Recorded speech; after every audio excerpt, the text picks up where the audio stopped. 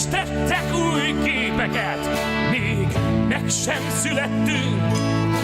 A nap felkel reggel, és ha érezzük, szédülünk, marad három szó, semmit rólunk féltünk.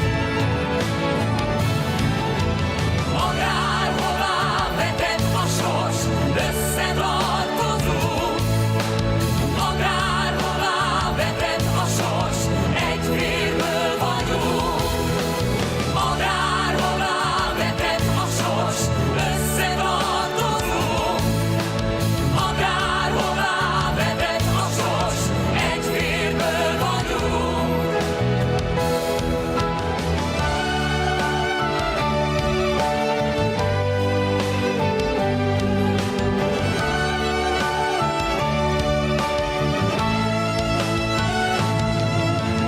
Ne félj, soha se félj, Te mindenre figyelj, akárhová lépsz, együtt leszünk, ha kell. Akárhová vetett a sors, összetartozunk. Akárhová vetett a sors, egy vérből vagyunk. Akárhová vetett a sors, összetartozunk. Akárhová vetett a sors, egy vérből vagyunk. együtt leszünk, ha kell, a Jóisten figyel. Egy nyelvet beszélünk, Mire a világ odafigyel, repítsük sólymok szárnyán a gondolatot. Mi tudjuk, mi volt tegnap, mi látjuk a holnapot. Együtt leszünk, ha együtt kell, leszünk, a Jóisten figyel. Egy nyelvet beszélünk, mire a világ odafigyel. Repítsük sólymok szárnyán a gondolatot. Mi tudjuk, mi volt tegnap, mi látjuk a holnapot. Együtt leszünk, ha kell, a Jóisten figyel. Egy nyelvet beszélünk, mire a világ odafigyel.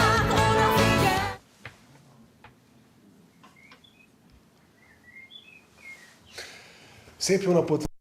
Good day to all participants of the EuCET online conference.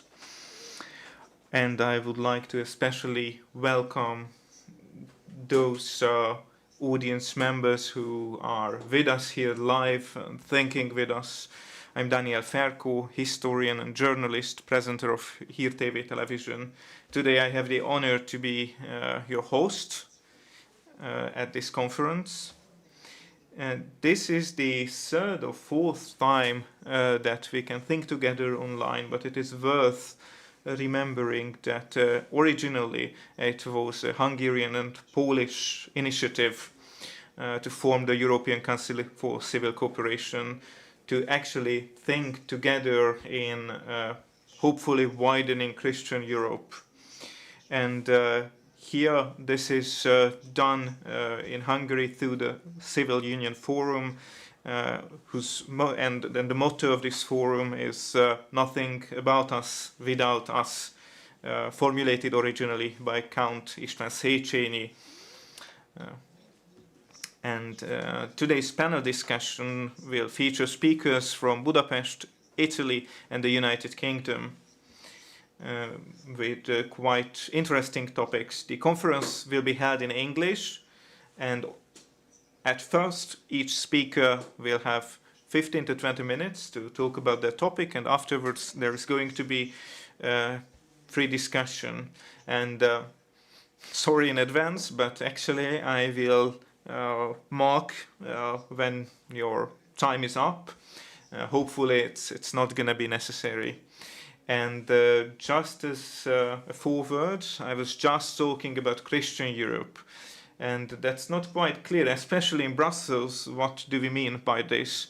And when we talk about Christian values, we are talking about Christian freedom. There are pillars to it: personal freedom, national freedom, attachment to democracy, and respect for human rights. And from these values comes the Creed of Hungary, the Holy Trinity of God, country, and family, which has defined the mission of government for 13 years now, the government of Fidesz and KDNP. And this is also in the center of attention at the Civil Union Forum, and hopefully this is going to define our meeting today as well. And so the main question for today's conference is whether these three objectives can define the trade union movements that want to renew themselves. And this also means that I already mentioned that in the next coming 1.5 hours, we are going to talk with trade union leaders and representatives. Is it possible for trade unionism to become Christian? And is it possible for trade unions to create an international network? Can we fly in tandem together? And after these beginning words, I would like to give the floor to Dr. László Csizmadia here in Budapest, who is the founding president of the Civil Union Forum, and I would like to ask him to deliver his opening remarks. Thank you very much, and I would like to thank you for these opening ideas and words, and I would like to most heartfully welcome you all to the online conference of the European Council for Civil Cooperation.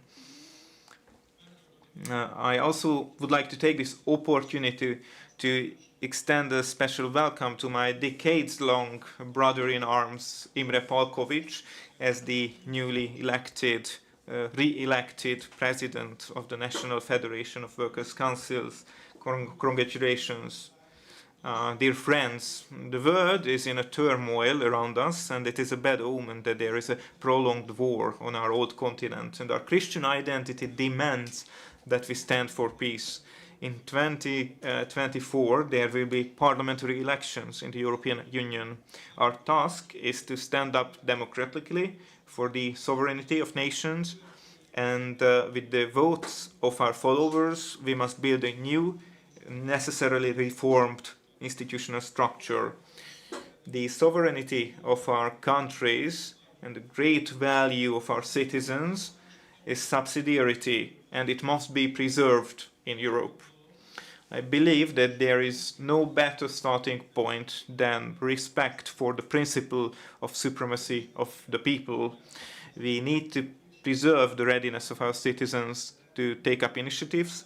We need to influence our elected representatives to work effectively. And there is a growing need to bring Europe closer together, including, of course, Great Britain. Our good economic performance depends on the well-being of our citizens. Brexit is a warning that in the event of ideological disagreement, timely negotiations will prevent some irreversible events. Respect for the will of the majority and respect for the minority and consideration for their needs is a prerequisite for upholding a true democracy. EuCET focuses on our human existence. We live and think as employees in our workplaces and as citizens in our families at home. But we can affirm that our trade union and civil movements cannot be separated. Together we can stand strong, and our joint actions are governed by our recognized interests. We need caring governments at the head of our countries, owners with solidarity, management with expertise, and workers who serve our institutions and companies 100%. And of course, we cannot forget the most important thing, a secure family background. you could say that we are in the same boat, continuing to maintain the moral and economic symbiosis of these listed players is key to our success. Direct cooperation and the presentation, mutual pursuit of objectives, the sharing of material and moral responsibility should be truly a one-way street for our communities. The enrichment of the state and private owners in the form of a so-called profit ticket, in the form of a proportionate employee share in a family-centered community is truly important. EuCET is hopefully following this direction.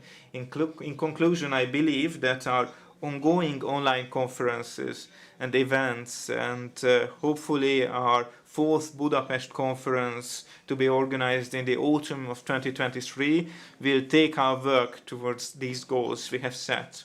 In the meantime, we should do our utmost to expand our organization and use our work to help strengthen the European Union as an alliance and to implement the inevitable reforms. Thank you.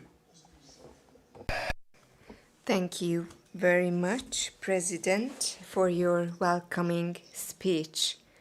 According to a Polish historian, Bronisław Geremek, a commitment to social justice is one of the greatest challenges of our time.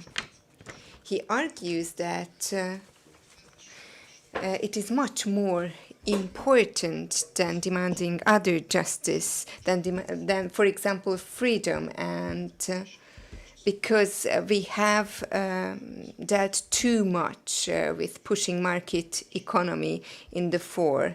So my question is, do we really need to respond together to the renewal of the trade union structure here in Europe?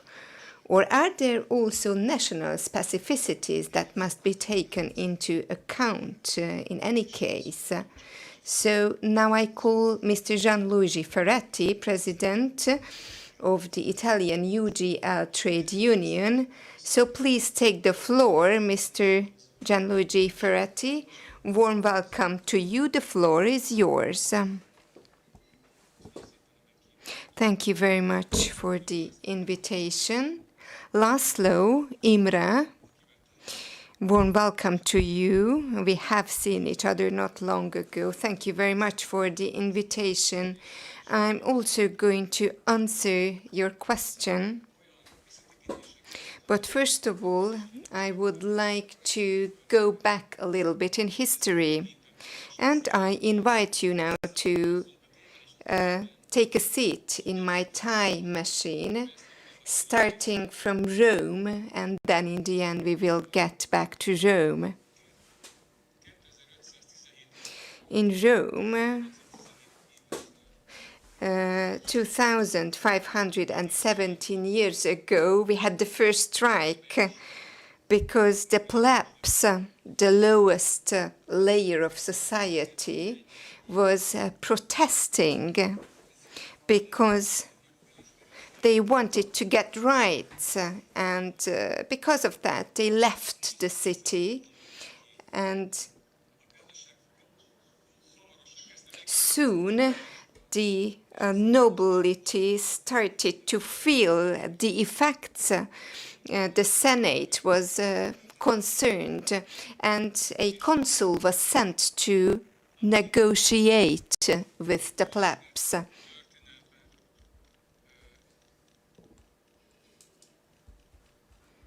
You will know this, that he talked about the following things. If we imagine the society as a body, then you can see that the limbs were protesting against the head and the stomach of the body. And there was no more cooperation between the different parts of the body. And as a result, people caused problems for themselves. And also the limbs caused problems for themselves, and everyone felt that there had to be an agreement. Finally, they reached an agreement, and as a result, they agreed that the plebs also had to have representatives. And this is the reflection of social justice. Well, after this short outlook, let's jump to the middle of the 19th century, when the industrial society was created at the time of the Industrial Revolution in England. Craftsmen and farmers were forced into the big cities to find workplaces. And they became workers who lived on a wage. So a new layer of society came to existence. This was the workman, the laborers. They earned their money purely by labor and not with their tools. So this was a complete novelty, that there was a working man living on wage, but they didn't own their tools. They worked for a wage, and they used tools that were not in their ownership. So somehow they were able to maintain their families. But it was problematic because they had to work a lot, up to 14 hours a day, and in the end also their wives had to work to make ends meet in bad working conditions, at badly lit places which were stinking, and they had to perform repetitive tasks. That is, they worked on machines, and often children had to work 12 hours a day, every day, on each and every day of the week, from Monday to Sunday, that is, including the weekends. The head of the department didn't allow them to have a rest, so they had to work day and night. Often there were workplace accidents as well. These people lived in labor districts, overcrowded districts. There were bad hygienic conditions, and people suffered from illnesses, for example, tuberculosis or smallpox. And these conditions soon became unbearable, so the laborers decided to protest, and they formed trade unions. From this protest, this was the origin. They wanted to make an alliance and organize for goals and causes which today are rational and logical goals, like the increase of wages, the decrease of working time, and a guarantee for the right to organize. However, back then it was a very difficult and risky thing to do, because back then the possibilities to work were very narrow. Those who had workplaces were protective of these workplaces because there were a small number of workplaces and a lot of people. And because of that, it can be understandable that a lot of workers protected their workplaces. And then Karl Marx started to talk about the so-called class struggle, the goal of which was to eliminate inequality, and also private ownership, that is the private ownership of working tools. They achieved a lot of milestones. For example, the right to strike and the right to organize, and the decrease of working time from 14 hours to 10 hours. And then also preventive actions were taken so that the workplace accidents could be pushed back. And then in England, France, Belgium, Germany, and Italy, trade unions were formed, but only later, that is the 19th century or the beginning of the 20th century. And now coming back to Italy, to the beginning of the 20th century, there was a big improvement took place because the church formulated very important principles. They voiced their support, and in 1923, the 8-hour work day was announced. That is 8 hours of work, 8 hours of sleeping, and 8 hours of entertainment.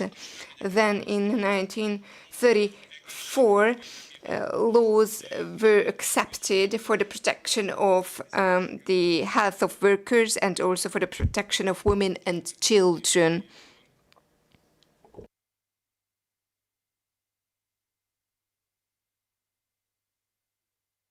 And it was defined how children are allowed to work and how women are allowed to work. So protective measures were taken which protected the health and interests of workers. For example, at constructions, they also took steps to protect their health. So after the Second World War, in 1950, a very different type of trade union was established. It was ours, the UGL trade union, and this is the General Labor Union. They drew the attention of people to the fact that the individual has a very important role, as pointed out by the social doctrine of the church. They say that work can never be reduced to a purely instrumental dimension, although this is an essential thing as well. However, in a modern society, work has to be represented in its full anthropological fullness, and this is an area where you can become complete through work. For more than 70 years, our union has been the only major union in the world who said that we need to transcend and step over political concepts and the ideological implications of class struggle, because instead of these concepts, we should achieve the cooperation of capital and labor. This is the full realization of participation. UGL thinks that the working individual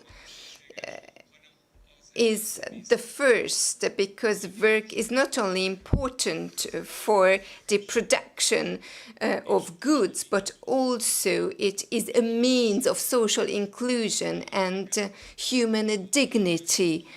This is how we can get integrated into society, because we work decently, and it is a value. There's work. This is something good for people and society, the first good. However, it is the person comes first, so work is for people and not the other way around. And also, work should come above capital. So, to sum up, the plant where capital and work exist together, the plant is for the individual and not the other way around. And also, participation is very important here. Augusto Cocchioni, our friend, wrote the following. He wrote about participation.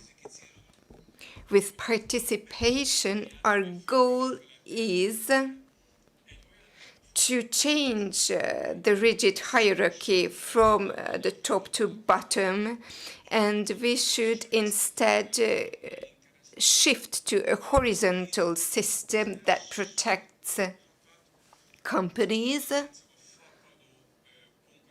and companies against competition coming from globalization, and protects SMEs where everyone can participate. And finally, I just would like to point out that in the past 3 years, sovereignist and patriarchal movements supported the creation of unions which follow the UGL model.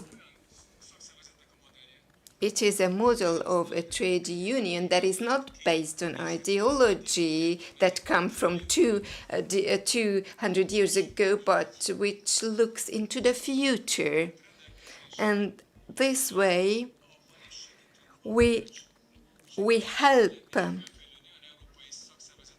also to other trade unions in line with our creed. That was also mentioned at the beginning.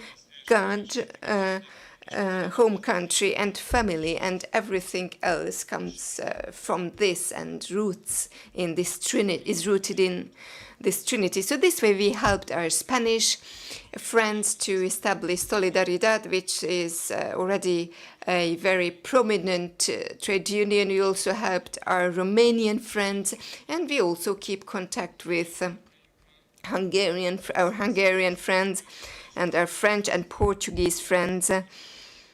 This is the time that new trade unions are being created, which are similar to us. So the future is ours.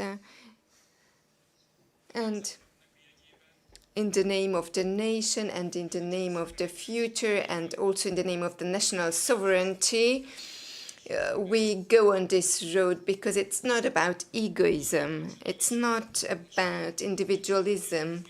And you can be also a nationalist in a way that you do not harm others. I can completely identify myself with this thought that I'm a nationalist and I'm good friends with nationalists from other nations. And this is the common point.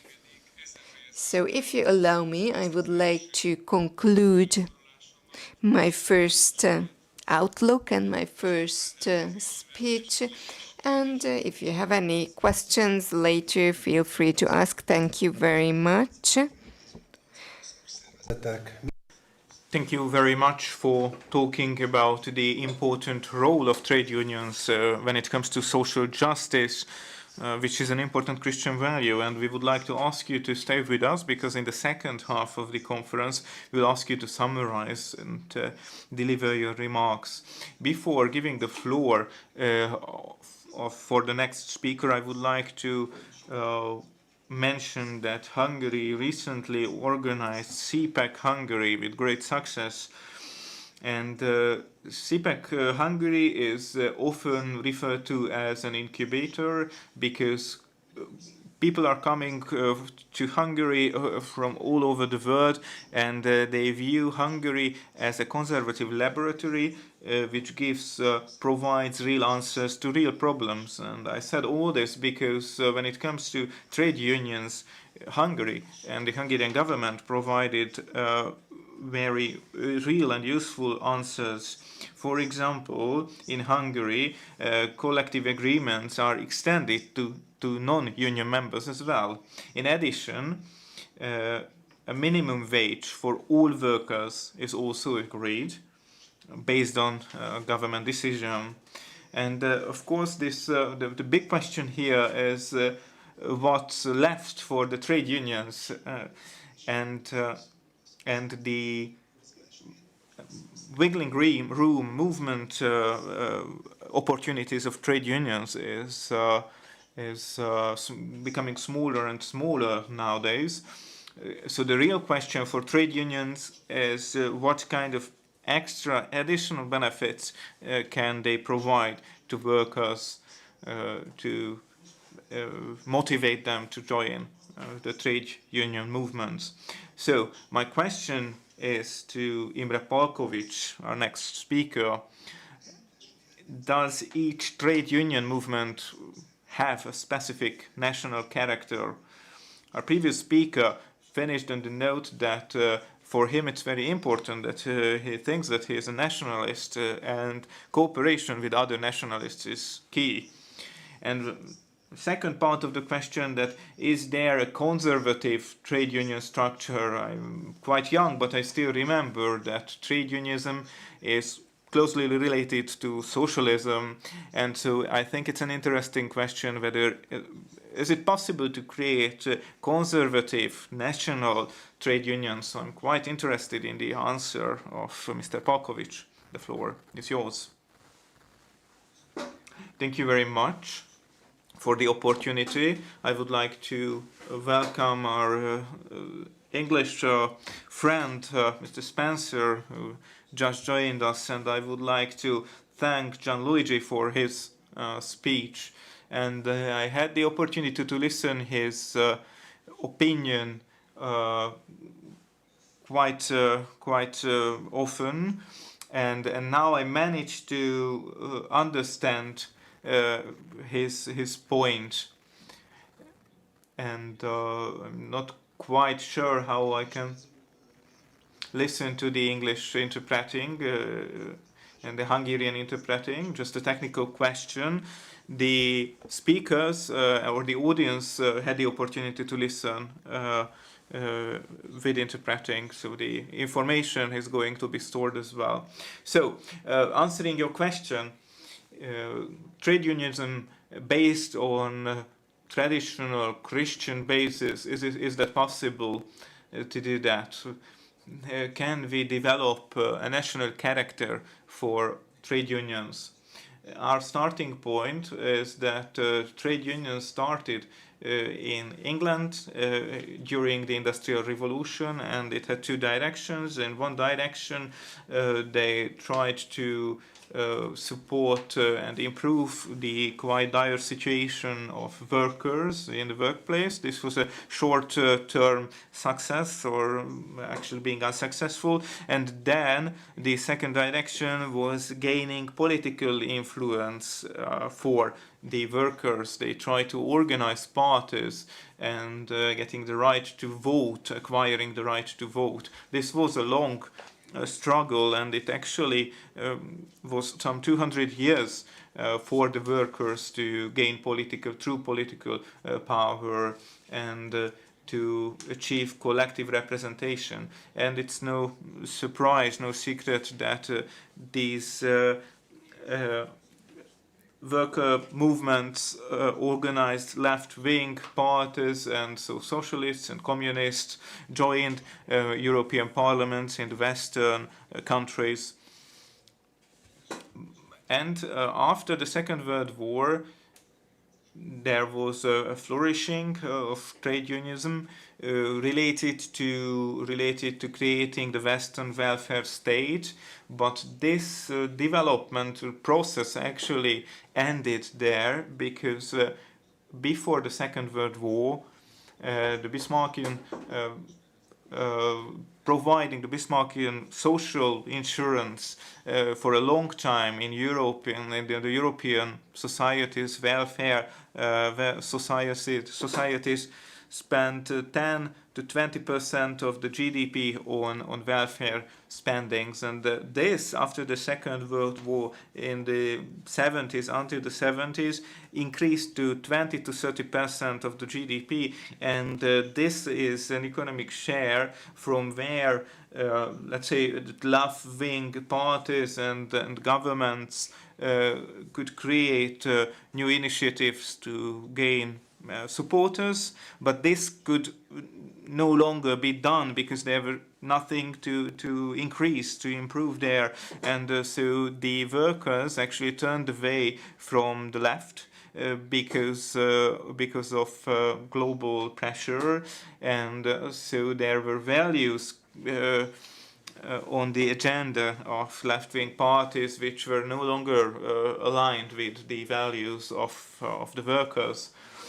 And also the workers were opposed to the fact that politicians are living off from simply speaking in the parliament, and so they were quite disappointed in the left. And then migration came along, which posed a problem for workplaces in the West, and there were less opportunities for the workers, and they were quite fearful of this process. So there were problems created through globalization or due to globalization, and so now it's quite clear that there is a gap which is closing between the workers and the right-wing parties, often maliciously referred to as populist parties. But now we see that there is a flourishing of the so-called Christian worker movement, which were created much earlier through actually a papal document. And now I think that we still need quite a long time until the left-wing worker movement actually loses interest in left-wing parties. And at the same time, we see that the values which are on the banner of left-wing parties, progressive values, they appear in worker movements through indoctrination. And it seems that for a long time, this closeness, this relationship between the left-wing parties and the movements will be maintained for some time. But actually, what we are doing here is building a relationship with workers, building a relationship which is international. We are building relations with the UGL as well. And what we also see that this notion that the welfare state will be able to carry out all tasks and fulfill all of its responsibilities in protecting workers, that's not going to be realized ever, because regulations are there on paper, and of course these regulations must be complied with, and the workplace is not simply defined by goodwill, because they want to make a profit, and so we need trade unions there. And as Luigi said, we also need a role which serves the public good.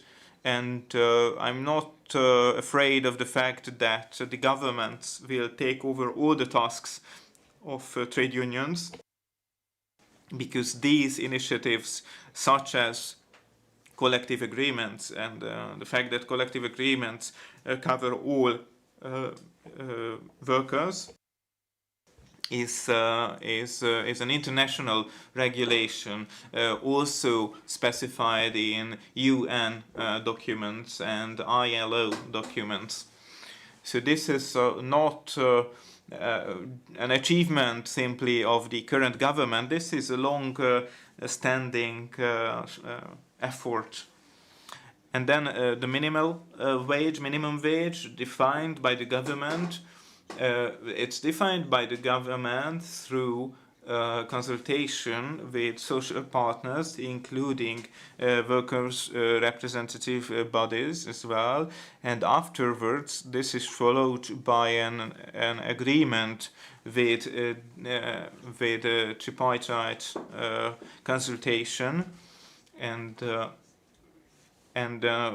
through this agreement, a regulation is created through a government decree, and this is based on this is the basic model of the cooperation of social partners, and this is also supported by European Union legislation, which is also supported by the Hungarian government actually, about the principle of defining the minimum wage, which requires the establishment of a structure which is a practice of the current Hungarian government, but it is also based, social legislation are created by through this type of consultation. It doesn't always mean that the interest or the opinion of the social parties are represented, but they are listened to. So social partners are listened to and their opinion is taken into account, and so the European Union guideline results in a higher number of collective agreements, because this means security against a drive for profit and capital, which guarantees security. So this is a long-term or a long process of change, and left-wing trade unions are there, definitely, but us, Hungarian traditional Christian trade unions are there with an increasing role, and this social process of guaranteeing the well-being of citizens is based, from our perspective, on the teaching of the Church, namely the teaching of Pope Leon XIII, which defines how we can create equality between different social layers without any of these groups being able to push out the others when it comes to the representation of their interests. Thank you very much so far, and if you have any questions from the audience or from other speakers, I'm happy to answer. Thank you very much. We listened to our Hungarian speaker Imre Palkovics, who is the president of the Hungarian National Federation of Workers' Councils, and I think it is also worth thinking about how we can renew these trade unions. Is it possible to renew them at all? Is it possible to use new communication strategies? And with these strategies, we could maybe bring trade unionism closer to people. Can we raise awareness? Can we launch awareness-raising campaigns? And also the question of the youth.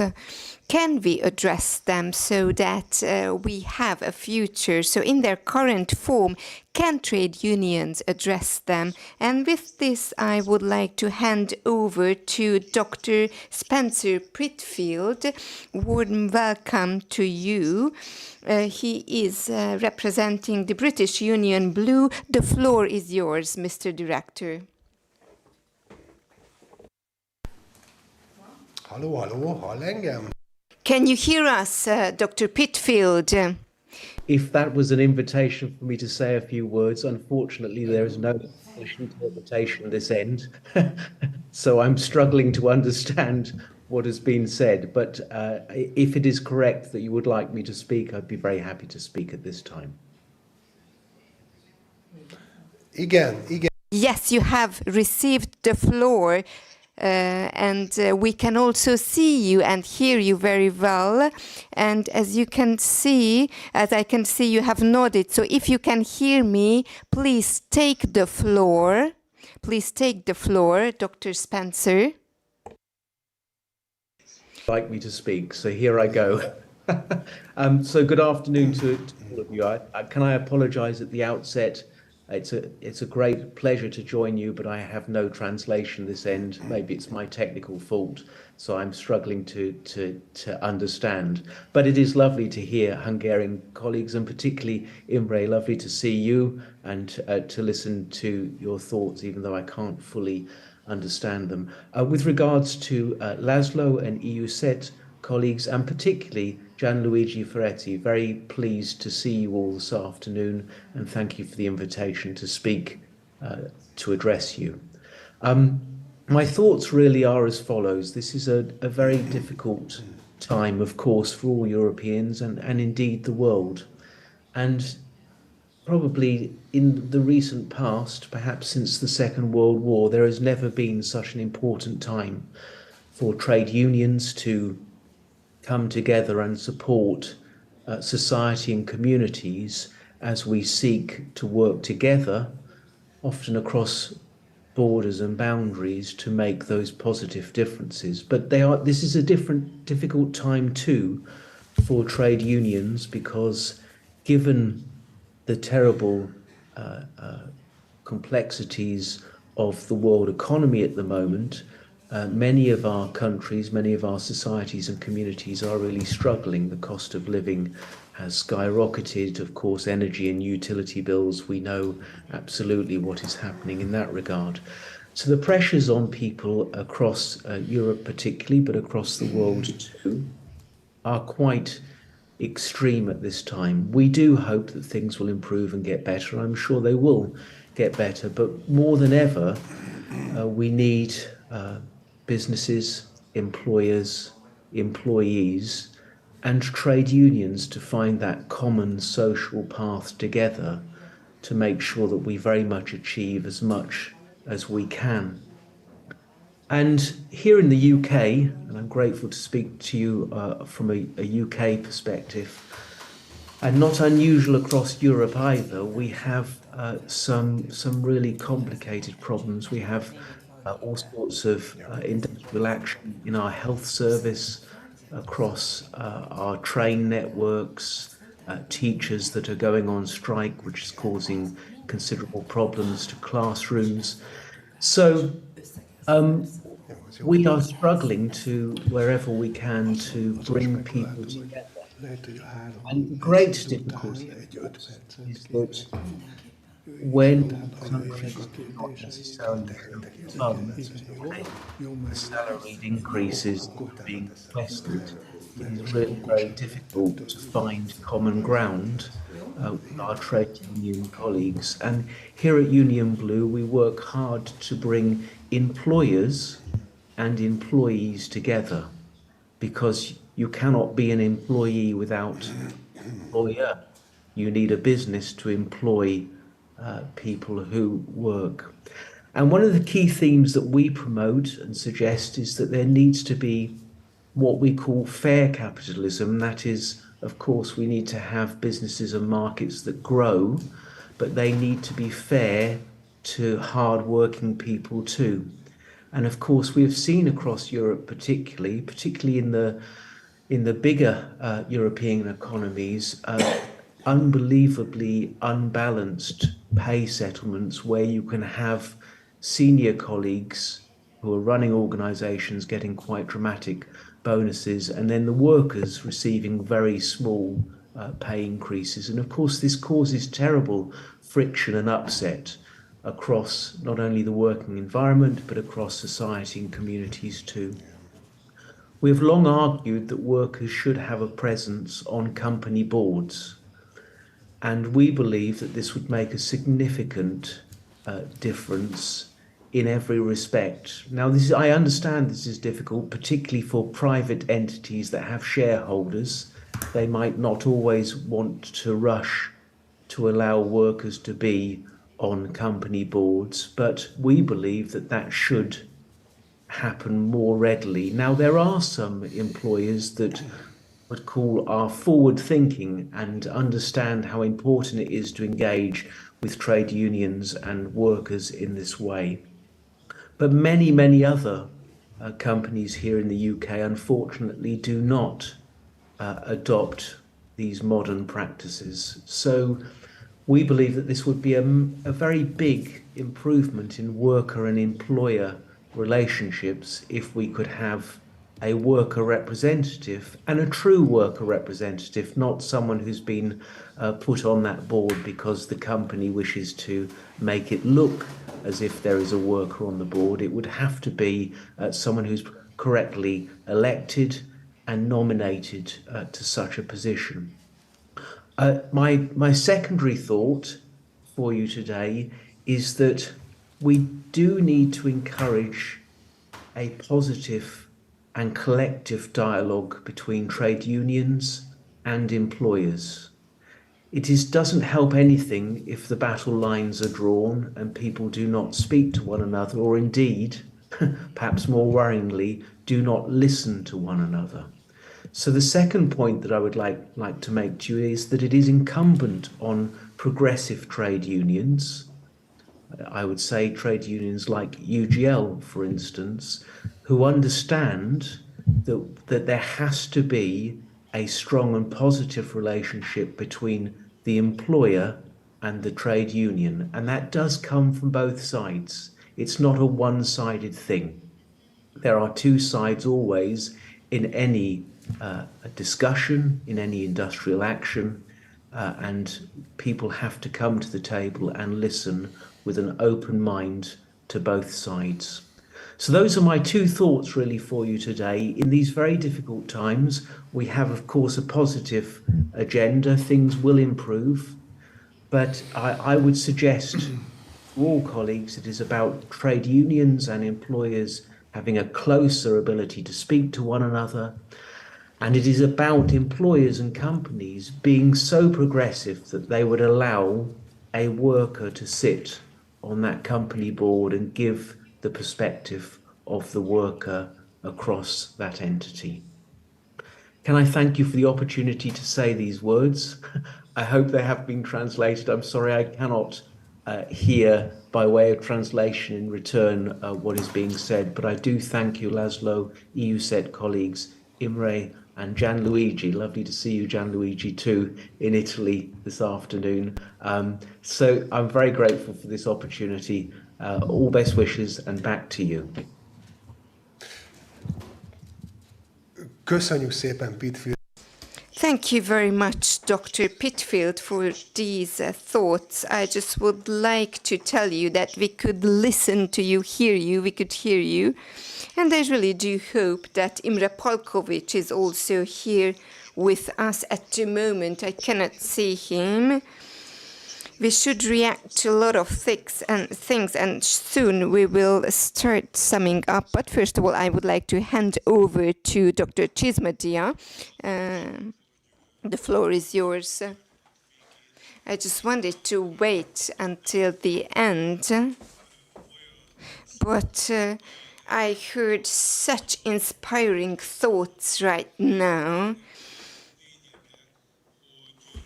And yes, this way, as a civilian leader, I just came to the thought that with the trade unions, also with civil society associations, foundations who represent the Christian conservative line, very quickly we should cooperate and we should be strong together, because there's old things, old thoughts, but they should be transcended, because we've got the Marxist and communist socialist line, but from this line we should go over to the next next level.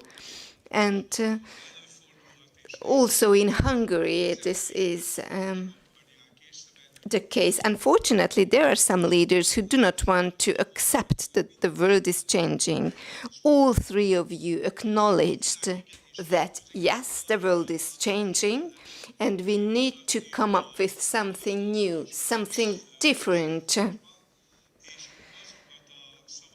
And while I was just listening to you, I also from UGL, I could hear this, and UGL has been representing this thought for a longer period of time already. Maybe I'm going to sound utopistic right now, but what I think is the following. The caretaker government, the owner, the employee, and their families should be in the very same boat. This is a goal, a nice cause, but also within this boat you need to define your interests and the relationship between different interests. Obviously, you need to have struggle for that, but it shouldn't necessarily be a political type of struggle. As you have pointed out before, very often we see the fight between different political parties also among trade unions. Sometimes trade unions get support from political parties. I'm not sure that this is something that that could serve our good causes. I think these thoughts are outdated, and they are only a barrier to this future world. I just would like to add, yes, maybe here in Hungary, I don't know to what extent this is true for the UK, but in the 1956 revolution, after the 1956 revolution, there were new inventions, and the trade unions took these inventions over. And this is the principle of the nation above all, or the masses above all. Obviously, the masses, the employees, need the companies as well as the caretaker government, but in the end, it is the worker with its family, which is the smallest economic particle or part of the society. Coming back to the caretaker government,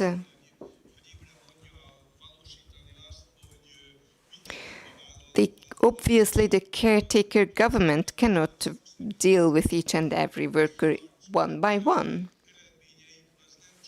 And this is also true for the trade unions. And this way, this is why we should be family-centered. So the caretaker government should come up with legislation that support the increase of assets, but not only from the point of view of the owner, but also from the point of view of the worker. And if we mention that we should include the employee in the board, it should be natural, but also we need to point out that this step is necessary because this also supports the company's profitability, because workers are in the front line and they can give valuable advice to the management, which will increase in the end profitability and profits. And as a result, the owner will have more assets and the government will get more money in the form of taxes. So this will somehow be kind of a profitability ticket, which is connected to the everyday work of the worker, and this will clearly mirror the invested labor, and based on that invested labor, also him and his family will receive that care in turn. So these were my thoughts initially. Sorry for talking too long. I've heard good news from Bulgaria, Romania. It is such a good news that we are trying to cooperate even more. Our 4th Congress will be held in Budapest. And I really do hope that our numbers will be even higher there. And I also really do hope that we will play a significant role in the renewal of Europe together with Greater Britain. And thank you very much. Sorry, I was a bit too long. Thank you. Szeretném továbbadni a szót. Thank you very much, and I would like to give the floor to our previous speakers, and I would like to mention that Mr. Pitfield mentioned that you haven't heard my opening remarks, and my question is that trade unionism seems now a bit far off from people, but at the same time it's very important for the workers to know that they have representation, and the question is how we can bring the trade unions closer to people once again. Do we need to change our communication? Should we involve young people in this work? And I would like to also add that me personally, I have heard that many employers are simply not willing to involve trade unions. Simply they do not let trade unions to formed at the company. I think that's quite a common practice here in Hungary, and so employees, workers become vulnerable. What can we do against that? This is a personal question of mine, but I think this actually I represent the voice of many speakers, many people, and now I would like to give the floor to Mr. Ferretti to share his thoughts.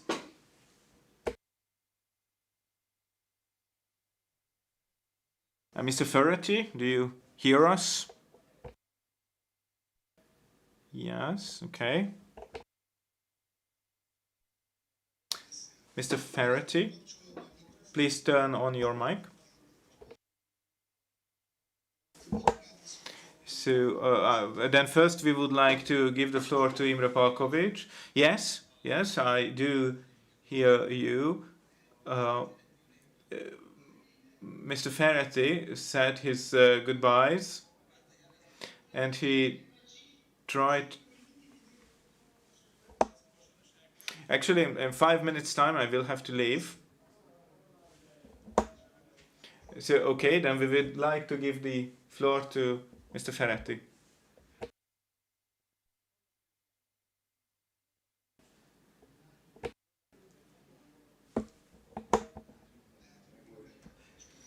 So maybe he has to restart his system, and we have to wait for him. Now we actually hear him. Great, and he's back. So what I wanted to say is that in this third millennia, we are creating new terminology. In Hungary, we hear about illiberal democracy, for example, and in the UGL, we talk about social conservatism. That's the idea that we created. So we think that's the third way compared to forceful imperialism, creating globalism, and socialism, which creates communism. And I think we have achieved great success lately. And we do not have problems like this. We have more and more members, while the membership numbers of traditional trade unions are decreasing. And so for us, the fact that we are conservatives means that we preserve and conserve the basic principles which I've mentioned earlier. And we are not preserving rights which are not just for the elite. So our central idea is that we have to protect the workers who stand in the center of society.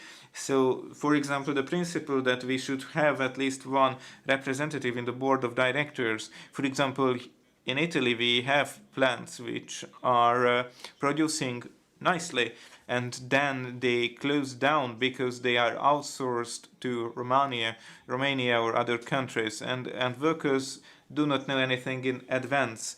And if they had representation in the board of directors, they would know the truth, and they would share in management responsibilities and also in the profits. So, for example, receiving shares from the company would be important.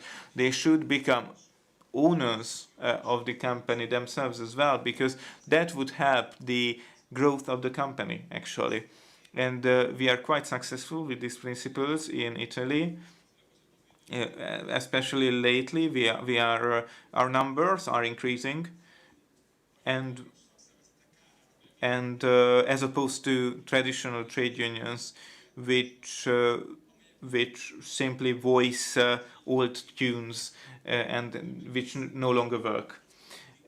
And if you take a look at politics, the same goes for the results in the elections.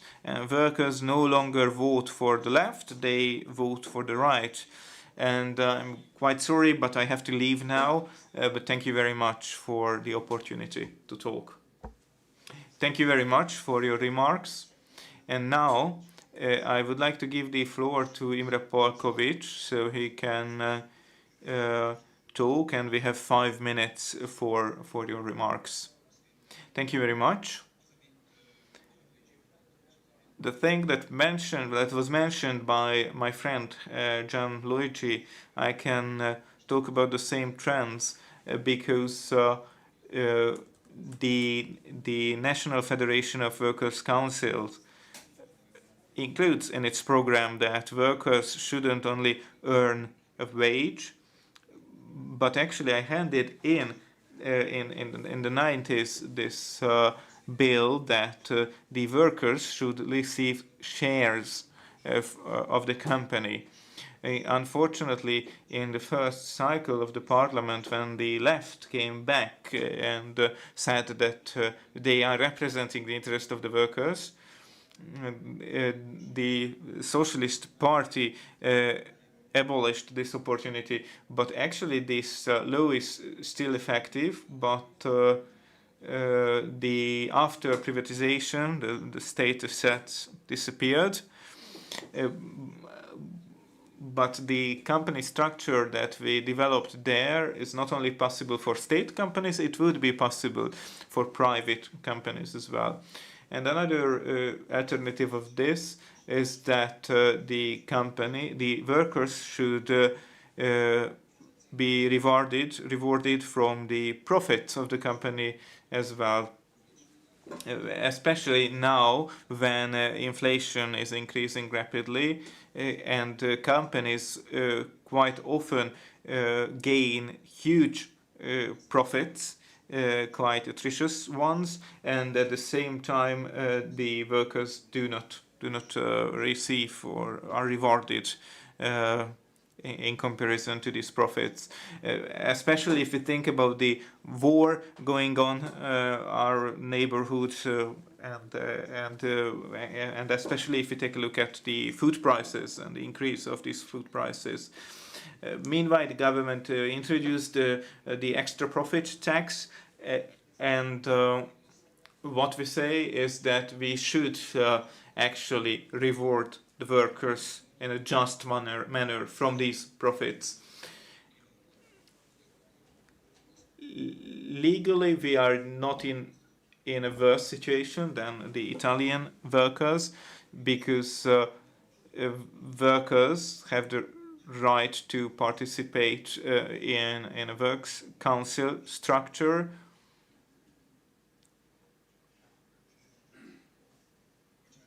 Sorry, I see that you've been talking, but I'm happy to wait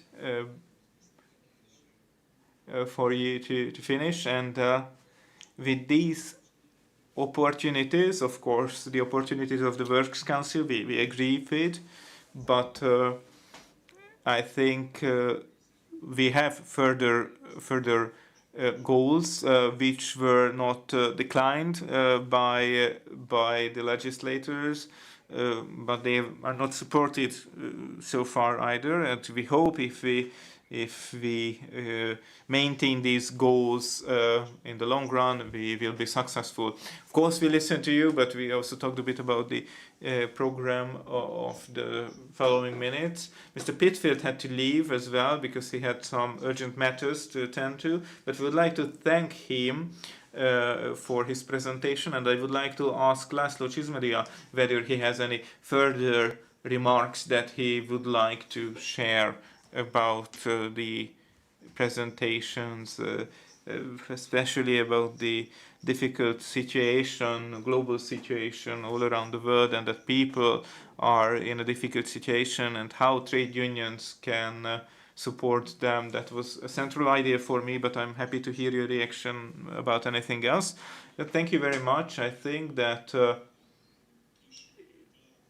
after our short meeting today, we do not have to have actually closing remarks, because we are going to continue this in the autumn, and everything that has been so far is quite paints a quite hopeful perspective for us about widening European cooperation.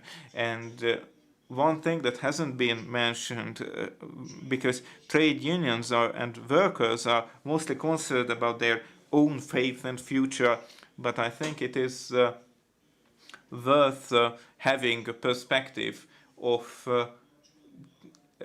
the EU level, and seeing the European Union, and how we can convey the message of the supremacy of the people and the interests of the workers, and how we can effectively convey this message on the EU level, because I think we mustn't forget that if a worker has initiatives at their workplace, bettering their environment, achieving higher profits for the owner as well, is beneficial for all. And I think I agree, there are two ways ahead of us, similarly to what Mr. Palkovics said. The best, of course, would be if workers who are living together with their company, who are doing everything for the interests of the company, for the growth of the company, these employees should receive shares from the company, become owners of the companies.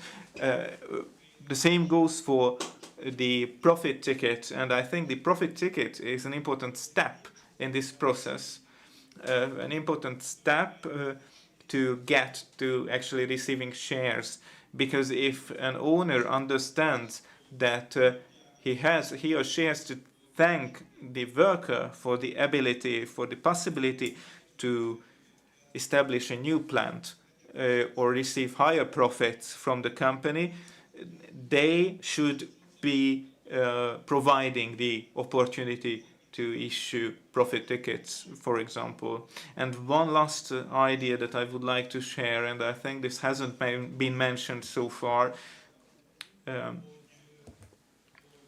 is that the state plays an important role here, because here in Hungary we see that there are great efforts for bringing more and more investments and development projects to Hungary. And it's a successful effort, thanks to God. But the state is also responsible for the new investors coming here, should understand that these employee interests, workers' interests should be supported at any cost. And when concluding smaller, bigger contracts, these contracts actually should specify these principles. So I think from my side, I would like to thank everyone for joining the conference. I learned a lot. Thank you for sharing your messages. And I would like to motivate my friends just to keep going forward. Thank you very much. And I have nothing else left, just saying that we hope that in the autumn we are going to meet in the autumn, because we are planning a EuCET conference here in Budapest. And I would like to thank Imre Palkovics for joining us, and I would like to thank the audience for coming along. Thank you very much. Thank you very much for joining us today. Please bring these ideas forward. Thank you very much, and see you later.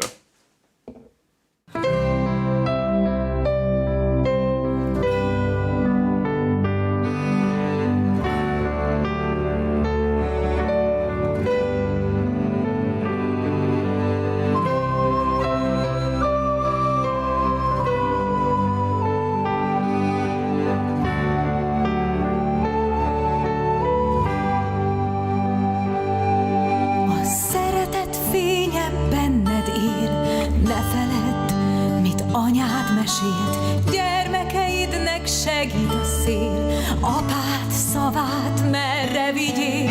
Lesznek új esték, hétköznapi csodák. Fiat, lányod, ha ébred, álmod viszi tovább.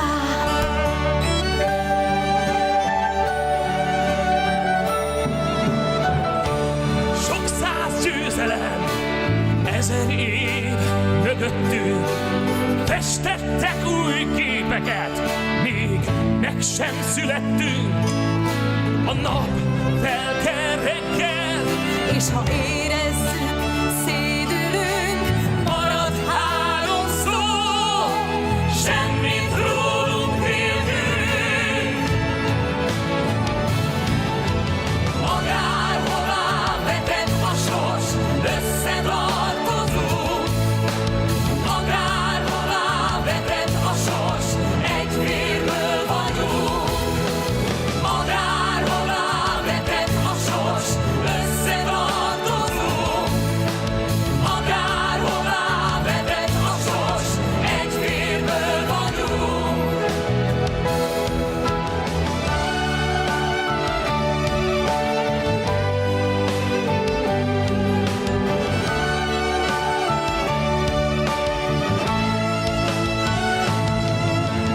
Ne félj, soha se félj,